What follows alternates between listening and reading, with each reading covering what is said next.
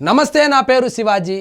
Welcome to our channel. గత వైఎస్ఆర్సీపీ ప్రభుత్వంలో తిరుమల తిరుపతి దేవస్థానానికి సంబంధించి పరకామణిలో జరిగినటువంటి అక్రమాలు ఏవైతే ఉన్నాయో దానికి సంబంధించి హైకోర్టు దానిని సిఐడికి అప్పజెప్పాలని ఆదేశాలు జారీ చేసినటువంటి నేపథ్యంలో సిఐడి ఈ కేసును అయితే విచారిస్తూ ఉంది. దీనికి సంబంధించి రవికుమార్ ఎవరైతే ఉన్నారో పరకామణిలో డబ్బులు కొట్టేసినటువంటి ఆ రవికుమార్ని అయితే విచారించడం జరిగింది. అసలు దేవుడు డబ్బులు కొట్టేయాలనే ఆలోచన ఎట్టు వచ్చింది నీకు, అపహరించాలని ఎందుకు అనుకున్నావు, సరే అనుకున్నావు, సరే కొట్టేశావు, సరే మళ్ళీ దొరికిపోయిన తర్వాత లోక్ అదాలత్లో పంచాయతీ చేసినటువంటి పెద్దలెవరు? ఇక పెద్దలెవరు ఉంటారు? ఆ గద్దలే ఉంటారు. లోక్ అదాలత్లో రాజీ చేయించిన పెద్దలెవరు? దేవుడు సొమ్ము అపహరించాలని ఎందుకు అనుకున్నావు? ఎందుకు అనుకుంటారు సార్? అక్కడైతే కనుక చాలా ఈజీగా ఉంది కొట్టేయడం, అందరూ కొట్టేస్తున్నారు కాబట్టి నేను కొట్టేద్దామని కొట్టేసింటాడు. సో పరకామణి కేసులో రవికుమార్ను విచారించిన సిఐడి నేడు విచారణకు రావాలని ఆదేశించిన అధికారులు దేవుడు సొమ్ము అపహరించాలని ఎందుకు అనుకున్నావు? ఇంత పెద్ద నేరం చేసిన, ఇది మామూలు నేరం కాదు, ఇంత పెద్ద నేరం చేసి అడ్డంగా సీసీ కెమెరాల్లో దొరికిపోయిన తర్వాత లోక్ అదాలత్లో నీకు పంచాయతీ చేసినటువంటి ఆ రాజకీయ పెద్దలెవరు, దానికి వెనకాల ఉన్నటువంటి పెద్దలెవరు అని చెప్పి అడగడం అయితే జరిగింది. సో తిరుమల శ్రీవారి పరకామణి కేసులో నిందితుడు రవికుమార్ను సిఐడి అధికారులు ప్రశ్నించారు. హైకోర్టు ఆదేశాలతో ఈ కేసు దర్యాప్తుకు రంగంలో దిగిన సిఐడి డీజీ రవిశంకర్ ఐఎన్ఆర్ ఆధ్వర్యంలో 20 మంది అధికారులు 5 బృందాలుగా విడిపోయి శుక్రవారం నుంచి విచారణ వేగవంతం చేశారు. రవికుమార్, ఆయన భార్య రమ్య, కుమార్తె ప్రనూషాలను శుక్రవారం తిరుపతిలోని పద్మావతి అతిథి గృహానికి పిలిపించారు.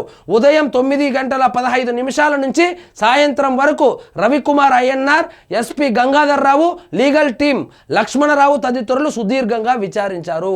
సో అసలు నిన్ను డబ్బులు ఎవరు కొట్టేయమన్నారు, లేదా నువ్వే కొట్టేశావా? సరే కొట్టేస్తే కొట్టేశావు, దొరికిపోయిన తర్వాత మీ పంచాయతీ చేసింది ఎవరు?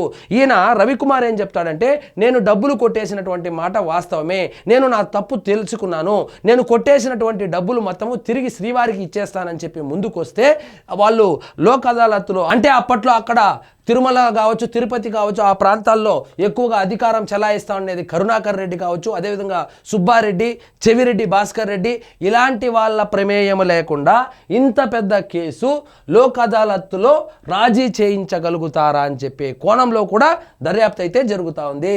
సో మొదట రవికుమార్ భార్య, కుమార్తె విచారణకు హాజరు కాగా కాసేపటికి ఆయన్ను కూడా లోపలికి పిలిపించారు. ఈ ముగ్గురిని వేర్వేరుగా విచారించారు. విశ్వసనీయ సమాచారం మేరకు వ్యక్తిగత వివరాలు, కుటుంబము, బంధువులు, మిత్రుల గురించి వివరాలు తెలుసుకున్నారు. పెద్ద జియంజర్ మఠంలో ఉద్యోగంలో ఎప్పుడు చేరావు, అక్కడి నుంచి పరకామణిలో చేరడానికి సహకరించిన వారెవరు? అంటే ఇదంతా చూస్తా అంటే ఎలా తెలుస్తుందంటే కావాలనే ఇతన్ని ఆ పరకామణిలోకి పంపించినట్లు అప్పట్లో రాజకీయ పెద్దలు కావచ్చు, అప్పట్లో ఉన్నటువంటి టిటిడి చైర్మన్ కావచ్చు, అదే ఈఓ కావచ్చు, వీళ్ళందరి సహకారంతో ఆయన పరకామణిలోకి వెళ్ళినట్లు తెలుస్తుంది. సో పరకామణిలోకి వెళ్ళిన తర్వాత ఆయన డబ్బులు కొట్టేశాడు. ఈయన కొట్టేసిన డబ్బులు ఎవరికి ఇచ్చాడు, లేదా కొట్టేసింది ఎంత అనేది ఎలా తెలుస్తుంది? అది హుండీలో ఉన్న డబ్బులు. సో ఎంత వేశారు భక్తులు అనేది పరకామణిలో లెక్క పెట్టిన తర్వాత తెలుస్తుంది. కానీ ఈయన కొట్టేసింది ఎంత కొట్టేసి ఉండవచ్చు అంటే అక్కడ లెక్కాపత్రం కూడా ఉండదు. కాబట్టి మొత్తానికి పరకామణికి సంబంధించినటువంటి ఆ కుంభకోణం ఏదైతే ఉందో దానికి సంబంధించి సిఐడి అధికారులు విచారణ మొదలుపెట్టారు. ఈ విచారణలో వైఎస్ఆర్సీపీ పార్టీకి సంబంధించినటువంటి జగన్మోహన్ రెడ్డి గారికి అత్యంత సన్నిహితులైనటువంటి వాళ్ళ ఇన్వాల్వ్మెంట్ కూడా ఉంది అనేటువంటి ఊహాగానాలు కూడా వినిపిస్తోంది. మరి ఆ అత్యంత సన్నిహితులంటే కరుణాకర్ రెడ్డి గారు అయితే దినము ప్రెస్ మీట్ పెట్టి ఏదో ఒకటి చెప్తా ఉన్నారు. మరి ఏమైనా భయంతో చెప్తానాడా, లేదా టాపిక్ డైవర్ట్ చేయడానికి చెప్తానాడా, లేదా ఆయనకైతే ఇన్వాల్వ్మెంట్ లేదా ఆయన ఏమన్నా అంటే ఏమంటాడు, కర్పూరం తీసుకెళ్ళి అక్కడ నేను ధ్వజస్తంభం దగ్గర నేను సత్యం చేస్తాను, నేను ప్రామిస్ చేస్తాను, నాకు దీనికి సంబంధం లేదంటాడు.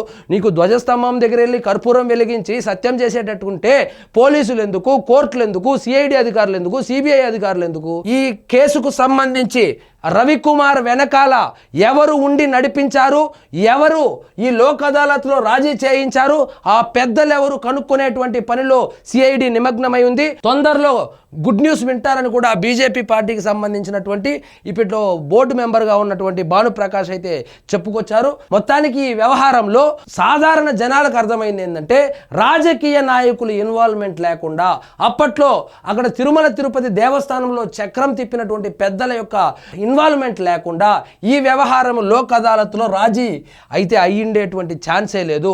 సో మొత్తానికి ఎన్ని ఆస్తులు తిరిగి తిరుమల తిరుపతి దేవస్థానానికి ఇచ్చాడు, అసలు మొత్తానికి ఎంత కొట్టేశాడు, కొట్టేసిన డబ్బులు ఎవరెవరికి ఇచ్చాడు, ఈయనే మొత్తం తీసుకున్నాడా లేకపోతే ఈయన షేర్ ఎవరికైనా ఇచ్చాడా, సో లోక్ అదాలత్లో రాజీ చేసినప్పుడు ఈయన షేర్ మాత్రమే ఇచ్చాడా, మిగిలిన లేకపోతే ఇతరులకు ఇచ్చినటువంటి పెద్దలకు ఇచ్చినటువంటి డబ్బులు కూడా తిరిగి ఇచ్చారా అనేది తెలియవలసి ఉంది. సో ఇదండి ఈరోజు మన టాపిక్. మీకు ఈ వీడియో నచ్చినట్లయితే లైక్ చేయండి, షేర్ చేయండి, ఛానల్ మాత్రం సబ్స్క్రైబ్ చేసుకోవడం మర్చిపోవద్దు.